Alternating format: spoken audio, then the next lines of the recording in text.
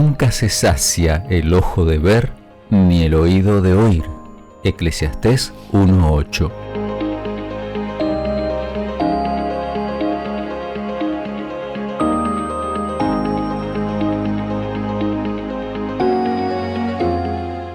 Muy, pero muy buenas. Estamos muy contentos una vez más de poder invitarlos, recibirlos y que nos acompañen en un nuevo episodio de nuestro podcast Enfoque Psicoespiritual. Así que muy buenas, Eddie, muy buenas, Rodri. ¿Cómo están? Muy bien, muy bien. Hola. Pero primero las damas, a saludar. Muy bien, la verdad. Como siempre, muy contento de compartir con ustedes y con nuestra familia, nuestros compañeros que nos escuchan siempre. Así es una alegría poder llegar al momento en que compartimos un capítulo más. La verdad que lo estamos esperando cada semana. Sí. Y es lindo porque hay gente que nos dice, buenísimo, ya está el nuevo capítulo. Sí. Y nos agradecen porque aparece ahí en las redes sociales.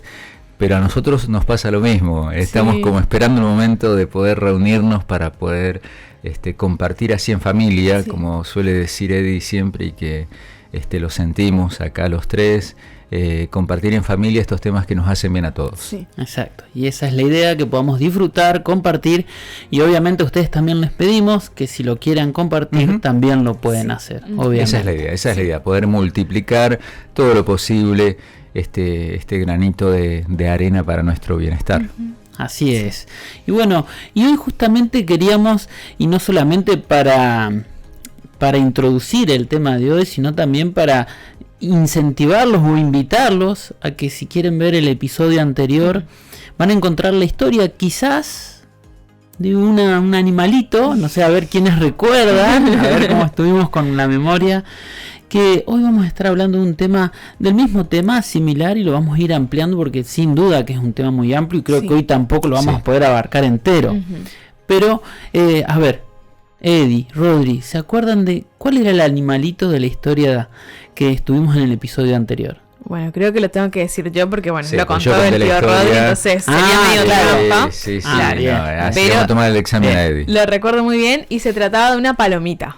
Bien. Una palomita, y había otro animalito que era un gusanito, que no sé si estaba vivo o no estaba muy vivo, pero Yo no quisiera ser el gusanito de la historia, tampoco la paloma, pero dejamos ahí justamente para que vuelvan al episodio anterior y escuchen la historia completa, porque tiene relación total con el capítulo de hoy. Exactamente, y hoy vamos a hablar nada más y nada menos, y relacionado con el tema del episodio anterior, de adicción. Vamos a decir la verdad.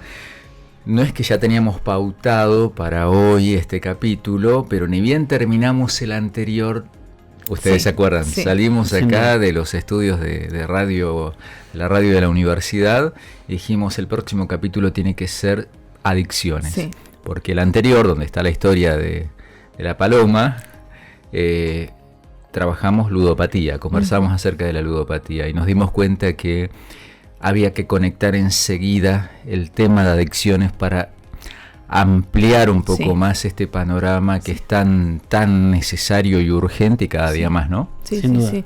Porque compartía, en realidad, la base teórica, si vamos a la profundidad, compartía lo mismo desde la base, entonces poder profundizarlo y generalizarlo a todas las demás ramas de lo que son las adicciones, ahí es donde nos quedamos quizá con este gusto a seguir charlando aún más y profundizar, y bueno, justamente tenemos el episodio de hoy. Bien, exactamente, y como vamos a hablar de adicciones, nos gustaría quizás tener así como una pequeña definición, como decir, bueno, a ver, si decimos adicciones, ¿a qué nos estaríamos refiriendo? Sería la pregunta que cada uno de nosotros podría hacerse.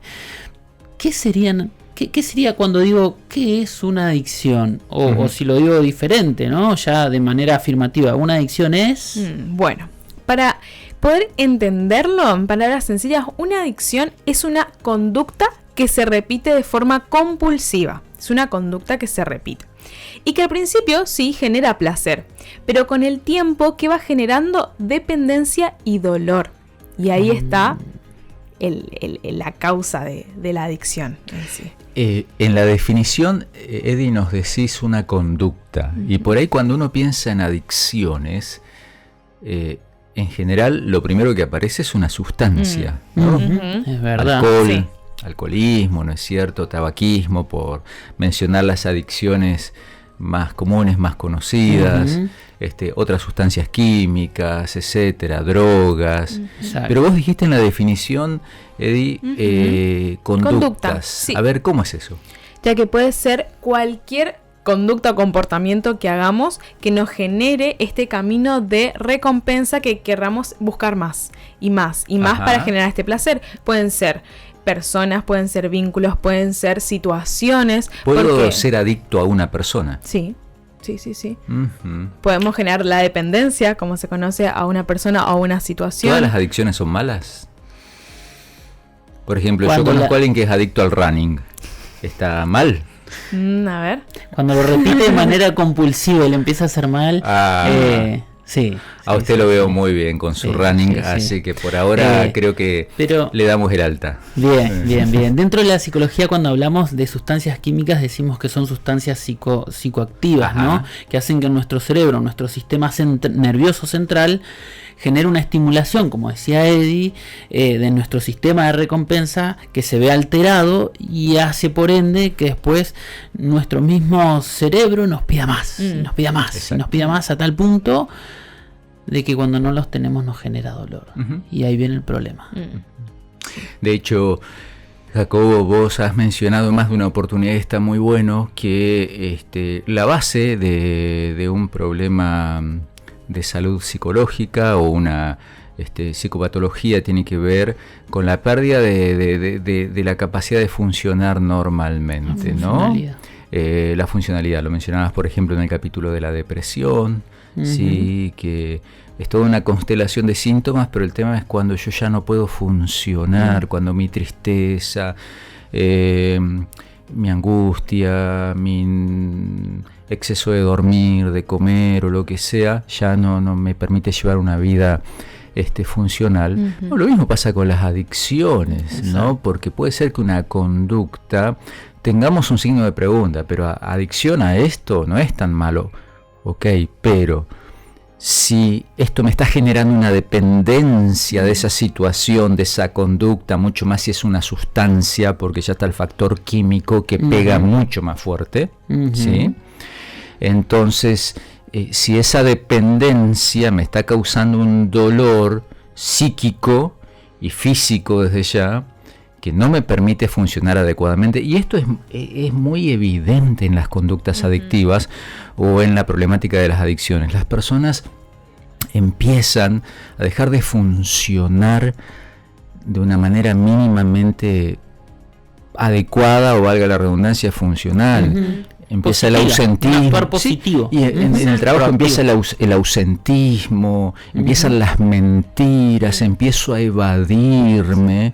Y un poquito el capítulo anterior con ese breve test que planteaste, o 2 o 3 preguntas de ese test sobre la ludopatía, tenía que ver con esto, ¿no? Exacto. Ya esta forma de engancharme en los juegos de azar me genera deudas, me genera mentiras, estafas, etcétera. Bueno, entonces está bueno que pensemos, capaz que no estoy con una conducta adictiva, con una sustancia, pero otro tipo de conducta adictiva que realmente está deteriorando mi calidad de vida y mi capacidad de funcionar bien. Sí. Exacto, entonces del otro lado, en el otro grupo, aparte de las sustancias psicoadictivas, tenemos las conductas adictivas, que pueden ser, por ejemplo, la ludopatía, la adicción al sexo, por ejemplo, la adicción a la pornografía, a las compras, a las pantallas. Sí, exacto, ¿no? La compra compulsiva. Esta palabrita es muy importante, lo compulsivo. Lo compulsivo. Sí, como decía, esta conducta es compulsiva. ¿Qué quiere decir? Que se repite y cuando no repito esa conducta,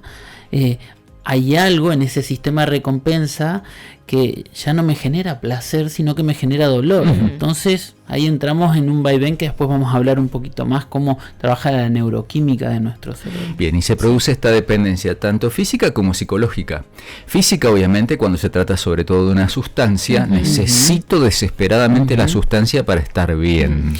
Pero, perdón, y no es solo entonces la dependencia física, porque capaz que lo físico lo puedo regular de alguna manera, ¿no? Sí. Cuando voy a graficarlo así. Cuando esto está bien, logramos regular lo físico. Me aguanto, respiro profundo, me aguanto el dolor, pero el problema es que hay una adicción acá también. Entonces entro en el colapso, necesito eso. Sí. Y perdón, te interrumpí. Sí, y lo quería unir, Rodri, porque es así, esta dependencia de que yo empiezo a depender porque quiero eso, porque ya no lo puedo controlar, controlo el físico, pero ya mi cerebro me lo pide. Y ahí empieza a aparecer otro término que es muy importante en este tema, que es la tolerancia. Ajá. ¿Cómo sería eso? La tolerancia es cuando puede ser una droga psicoactiva o puede ser una conducta, cualquiera de las dos. Claro, yo veo, por ejemplo, pongamos la pornografía, por poner un ejemplo, ¿no? Es otra de las adicciones que no para de crecer. Sí, lamentablemente. Veo un programa o veo una figura, veo una foto, un video y claro, y para la próxima vez mi cerebro generó tolerancia porque le pareció que bueno, eso estaba bien, pero quiero más. Y ya cada vez quiero más, y quiero más. Y ya con ese poquito que tenía al principio, ya mi cerebro no se sacia, ya no está contento, ya no le alcanza como para estar, ay, estoy tranquilo, ¿no? Ahora quiere más. Exacto. Y por eso el fumador puede pasar de 10 a 20 cigarrillos por día, a 30, a 40. He trabajado mucho tiempo con grupos de cesación tabáquica, ¿sí? O sea, para ayudar a la gente a dejar de fumar y hasta donde el cuerpo te aguante. ¿Por qué paras en 2 paquetes? Por dar un ejemplo, porque el cuerpo no te aguanta más, pero algunos... Bueno, he tenido casos de... No, increíble, uno no lo entiende. Tuve un caso de 5 paquetes. Vos no podés entender cómo se podía fumar 100 cigarrillos al día. No se los terminaba, obviamente. No se los terminaba por la mitad y el siguiente. En la ducha fumando. Se había arreglado, se las había ingeniado para poder fumar en la ducha. Pero esto para mí ilustra de forma tremenda esto de que quiero más, nunca es suficiente y solo paro porque ya el cuerpo no me da, pero a la vez al parar por eso nunca hay satisfacción. Sí, paro porque no puedo más y no porque estoy satisfecho, a diferencia de cuando uno paró con una conducta, con algo que te gratifica, que te da placer, pero porque estás satisfecho, sí, no porque ya no podés más. ¿Sabes, Rodri? Que me lleva directo y te voy a hacer una pregunta y la vamos a ir respondiendo juntos. Pero la pregunta sería, ¿qué perdió esa persona que llegó a esos 100 cigarrillos diarios? O sea, ¿quién realmente está decidiendo? Sería mi pregunta. Y muy bien. Quería también sumar a tu pregunta. Otra pregunta, que es lo que vos decías, Rodri, que esta persona para en esta adicción se para porque ya no te está haciendo bien, pero en realidad no está satisfecho. ¿Pero qué hay que satisfacer? Esa pregunta me hacía mientras vos lo contabas. ¿Hay que satisfacer las ganas de seguir fumando o consumiendo? ¿O hay que satisfacer otra cosa en realidad? Bueno, fíjate, yo quiero mencionar algo de eso y después de lo que preguntó Jacobo, que como tiene la mala costumbre hace preguntas que nos dejan callados, pero bueno, está bien. Porque es para que todos podamos pensar realmente, porque creo que bueno, esa es la idea de este podcast. Que perdió y ahora te voy a contar un poquito por qué me quedé pensando mucho, pero esto que decís, Eddie, es clave. ¿Qué está buscando satisfacer esa persona? Porque por eso arrancamos nuestro programa, como lo hacemos habitualmente, con un pensamiento de la sabiduría bíblica, ¿no? Tantos conceptos existenciales tan profundos que hay en la sabiduría bíblica para nuestra salud mental y nuestro bienestar. Por eso esto es enfoque psicoespiritual. Y hoy arrancamos con ese pasaje de Eclesiastés 1:8. Eclesiastés, recordemos que fue la última producción literaria de un genio, como fue el rey Salomón, que la Biblia dice que fue el hombre más sabio, ¿sí?, que haya conocido la humanidad. Hoy no tenemos forma de chequearlo porque tenemos sí evaluaciones de cociente intelectual de mucha gente, no le podemos hacer a Salomón, pero evidentemente la historia muestra que el hombre era un genio total para todo. Y en su genialidad quiso probar de todo, ¿sí? Y fue muy, muy inteligente, pero en un momento le faltó sabiduría, ¿no? y se derrapó mal. Y Eclesiastés escribe este breve libro, pero tremendo, me encanta Eclesiastés. Está en el Antiguo Testamento de la Biblia, cortito para leer y es para pensar mucho. Él habla allí del sinsentido de la vida, de un montón de cosas duras, sí, que te pegan fuerte existencialmente, pero que te hacen pensar finalmente qué es lo importante en la vida. Y entonces ahí él dice lo que leímos al principio: nunca se sacia el ojo de ver ni el oído de oír. Eclesiastés fue escrito en el 1000 a.C. Hace 3000 años Salomón estaba planteando el circuito químico y psicológico de las adicciones. ¿Qué buscamos saciar? Lo que preguntabas, Eddie. Porque si es simplemente saciar el ojo, el oído, la sensación, la amígdala, si el núcleo accumbens, todos esos centros que tenemos en nuestro sistema nervioso límbico, que es el que regula el placer y pide placer, no, imposible, nunca, ni 100 cigarrillos ni 500. Exacto. Entonces está buena la pregunta, ¿qué es lo que hay que saciar? Yo creo, o trato, Rodri, me hiciste entrar en este viaje en el tiempo con Salomón y digo, creo que Salomón hubiese querido decir, mira, vi de todo. Claro. Y todavía mis ojos no se saciaron. Escuché de todo y todavía mis oídos no se saciaron. Claro, exactamente. O sea, es como trató de dejarnos este mensaje, como decir, evidentemente, humanos como somos, hay nuestros sentidos, porque acá son los sentidos de los cuales él está hablando, con los que vivimos el mundo externo, exterior a nosotros, no se puede saciar. Y también pensaba, y quería preguntártelo para que lo vuelvas a explicar, que en el episodio pasado vos nos contabas la palabra adicción. ¿Qué significaba? Quería primero que lo cuentes y después quería comentar algo respecto a esto. Bien. Decíamos en el episodio pasado, la palabra adicción se conforma podemos decir que es una palabra compuesta, ¿sí? La palabra a, que es un sufijo donde hay algo que falta, ¿no? Es sin o es que algo falta. Y dicción viene de la palabra diccionario, de hablar, ¿no? Alguien que tiene una buena dicción, decimos que es alguien que puede hablar bien. Pero alguien que tiene una adicción es alguien que no puede, que está sin buena, o sea, que no dice, que no habla. Hay algo que estoy dejándolo ahí. Y pensaba que justamente esto de que no se puede saciar o satisfacer con lo externo es como la punta del iceberg. Muchas veces queremos atacar esta adicción porque claramente es nociva, porque nos hace mal, pero muy pocas veces vamos a la raíz de lo que está generando esta adicción. Y ahí está, porque muchas veces queremos atacar, y está bien, no quiero que se malinterprete, pero queremos atacar el cigarrillo, alguna sustancia, algún vínculo, pero ¿qué hay detrás? ¿Qué hay debajo en esa raíz que realmente trabajándolo desde ahí podríamos solucionar lo externo? Ahí está, y conecto ahí con la pregunta de hoy que Jacobo nos hizo.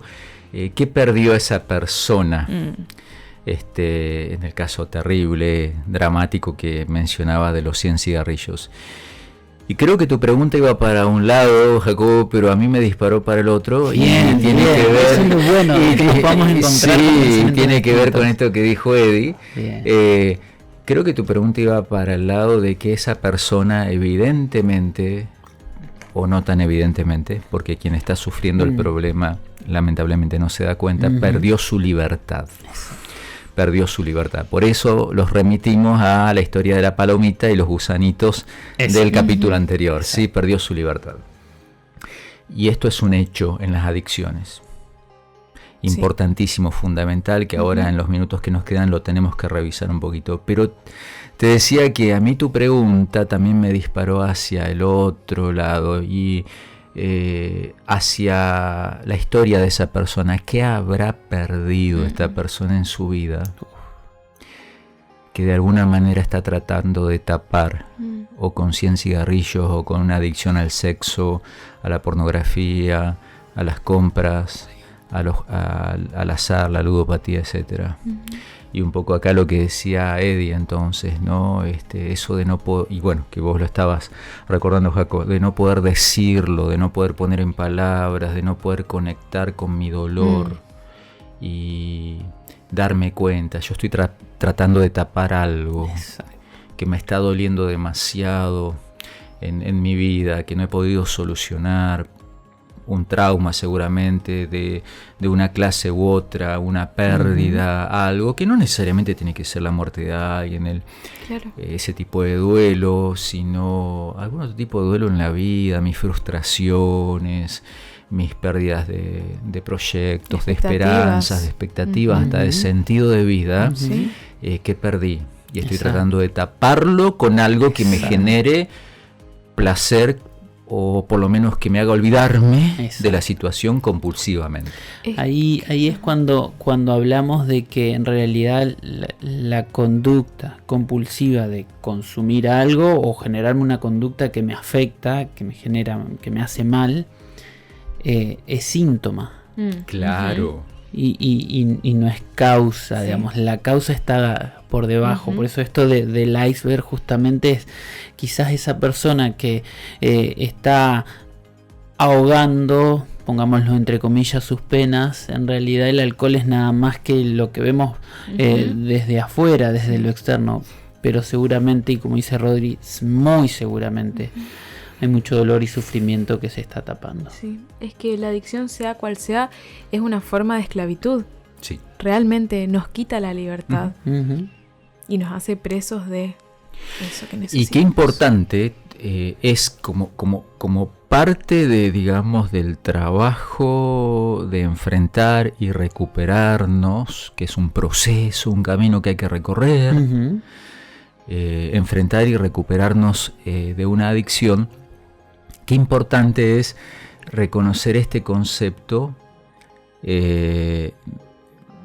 o sea, darme cuenta de que he perdido mi libertad y no lo estoy aceptando. Porque si hay algo que escuchás permanentemente, por ejemplo en los grupos de cesación tabáquica y en otros ámbitos del trabajo con adicciones, es no, yo lo dejo cuando quiero. Exacto. Yo lo dejo cuando quiero. O no, yo lo controlo, yo sé que hasta acá. Mentira. Sí. Y con todo cariño lo digo, no es un juicio condenatorio lo mío, sino es una descripción de la conducta. Mentira, te estás mintiendo. Y es lo que técnicamente se llama ilusión de control. La ilusión de control es parte de la conducta adictiva, pero esa es una ilusión. Vos te mentís diciendo que lo podés manejar.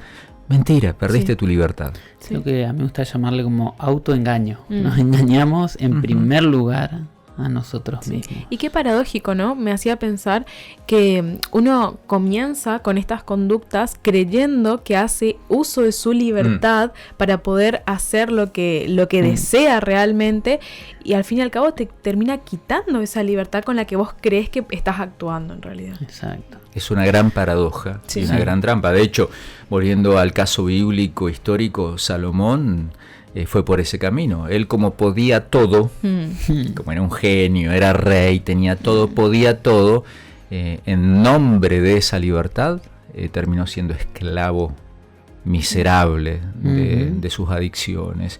Nosotros somos esclavos del reloj y nos quedan pocos minutos y estaría bueno que aprovechemos, si les parece, la última parte, los últimos minutos, para tratar de dar así ideas prácticas para enfrentar este problema. Bien. Pero perdón, después de que nos dé esto, bueno, no quiero, te corté la inspiración, Jacob.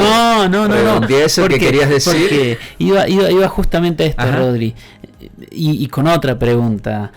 Bueno, ¿y ahora qué hago? Claro. O sea, perdí mi libertad. Perdí Lo mi libertad. Entendí de que realmente me volví esclavo de una sustancia, de una conducta. Estoy siendo esclavo. ¿Qué hago? Bien. Perdón, antes de que Eddie nos empiece a dar algunas claves, como siempre para salvar el programa y terminar con cosas muy bien puntuales, que no, también es una parte, ¿no? Ya ir más a lo puntual y específico cerrando el programa, pero antes de eso, o mejor dicho, como parte de eso, ya el primer paso, creo que lo hemos enfatizado bastante, así que nos salió dialogando acá en la mesa entre amigos, que es reconocer el problema. Exacto. Primer paso. Primer paso. De hecho, Hay un proceso que ustedes conocen muy bien, que básicamente son los estadios del cambio de un gran psicólogo que ha estudiado esto, Prochaska, ¿sí? En realidad son dos, Clementi y Prochaska, siempre se olvidan de Clementi. Mirá si no se olvidan de él, que no me acuerdo bien, perdón, ¿no? Pero se conoce como los estadios del cambio de Prochaska, que el primer estadio es estar precontemplativo. Precontemplativo es: no me doy cuenta que tengo un problema. Bueno, entonces el primer paso es empezar a salir de la precontemplación y pasar a contemplativo, que es algo está respirar profundo, suspirar con dolor, pero reconocer, tengo un problema. Es que justo lo iba a unir así, con ese hilo de que eso es lo que hicimos hasta ahora, reconocer el problema. Y puede sonar muy duro, pero es dejar de negarlo, como decías hoy, Rodri, en el hecho de este falso control que decimos que tenemos o que nuestra mente puede llegar a creer que tiene. Pero lo principal es reconocer el problema, poder dejar de negarlo. Y junto con esto buscar ayuda. Principalmente de algún vínculo que nos sostenga, que nos ayude, que nos acompañe, y obviamente profesional, porque necesitamos tener como todas las aristas de nuestra vida de cierta forma acompañándonos para poder salir, porque sabemos que no es fácil, porque justamente es lo que nuestro cerebro y nuestro cuerpo nos va pidiendo. Buscar ayuda, perfecto. Sí, esa primera ayuda inmediata puede ser alguien cerca, ir y hablar, un amigo, un familiar, un ser querido, abrirnos y hablar. Sí. Pero entonces también la ayuda profesional. Sí. Así como también buscar cambiar rutinas, que es también lo que tratábamos el episodio anterior. Si hay lugares, situaciones, personas que nos acerquen a estas conductas, e ir alejándonos progresivamente de estas cuestiones. Bien. Igualmente, si hay personas, lugares, situaciones que nos acercan a nuestra mejoría, y acercarnos a esas personas. Bien. Tanto personas como rutinas, muy bien. Cambiar. Y yo sé que hay circuitos en los cuales, si me acerco o me meto, de una voy a terminar consumiendo o con la conducta adictiva. Bueno, empezar a tomar pequeñas pero importantes decisiones. Estos circuitos los tengo que evitar. Estos lugares los tengo que evitar o cambiar o adaptar o controlar. Bueno, puedo seguir metiéndome así nomás. El ejemplo clásico es: si tengo adicción a las pantallas, no puedo tener el celular en mi mesita de luz para que automáticamente a la noche lo agarro y estoy con la mejor y la más sincera decisión de que lo voy a mirar solo 15 minutos. No, mentira. 3 de la mañana y todavía estoy ahí, ¿no es cierto? ¿Por qué? Porque ahí tengo, por ejemplo, un circuito, un escenario, un lugar que cambiar, que disponer distinto. Exacto. Y algo para mencionar, Rodri, y va muy con esto. Tengo un amigo que él me dice: mira, yo antes consumía en ciertos ambientes y me pasaba así. Y hoy, dice, reconozco, después de mucho tiempo de no consumir, pero hay un tipo específico, un ritmo específico de música que a mí me lleva directamente, dice, a recordar esos lugares, y cuando recuerdo esos lugares, recuerdo lo que pasaba en esos lugares y me hace querer desear esa sustancia. Y sabes que la música, como tantos otros estímulos, la música es maravillosa, pero tiene la capacidad de se dice, de puentear nuestro lóbulo frontal. Pasa por encima de nuestro lóbulo frontal, corteza prefrontal, y va derecho al limbo. Sistema límbico. El sistema límbico, la música estimula mucho lo emotivo, entonces obviamente que ya me dispara cuestiones muy fuertes con respecto a las conductas adictivas, si determinada música me evoca esas situaciones, ¿no? Incluso lo que percibimos, hay olores que también nos llevan a situaciones. Bueno, empezar a tomar conciencia de eso y cambiar escenarios, rutinas. ¿Qué más, Eddie, en los 2 minutos que nos quedan? Bueno, no podemos irnos sin justamente hablar de la ayuda divina, del real ayudador, sin duda. De quien realmente puede transformarnos desde lo más profundo, y a quien podemos entregarle realmente lo que está debajo del iceberg y que ni los otros ven y quizá ni yo reconozco, pero que él lo sabe. Pero entonces listo, no voy al psicólogo, ya está. ahí tengo el real ayuda. No, sí, por eso decíamos buscar ayuda profesional también. Viste, ahí en la tensión que te metí hay que terminar ya y te tiré el gran tema para discutir 2 horas, pero solamente para recordar que en nuestro podcast Enfoque Psicoespiritual creemos en... A ver, hace poco, y ahora soy yo el que me alargo, pero en una entrevista me preguntaban, ¿y vos crees en la psicología? Y les dije, apaguen los micrófonos porque me quedo sin trabajo. Pero lo voy a decir, no creo en la psicología, creo en la ayuda psicológica. Pues la psicología como sí es una herramienta, una disciplina que no tiene la verdad definitiva, pero sí nos da dispositivos, encuadres, herramientas importantísimas, pero la solución más profunda, la solución final, está allí en lo que nos recordaba Edina. Entonces, sí, busquemos ayuda profesional. Pero qué bueno es poder abrirle el corazón a Dios. Sí.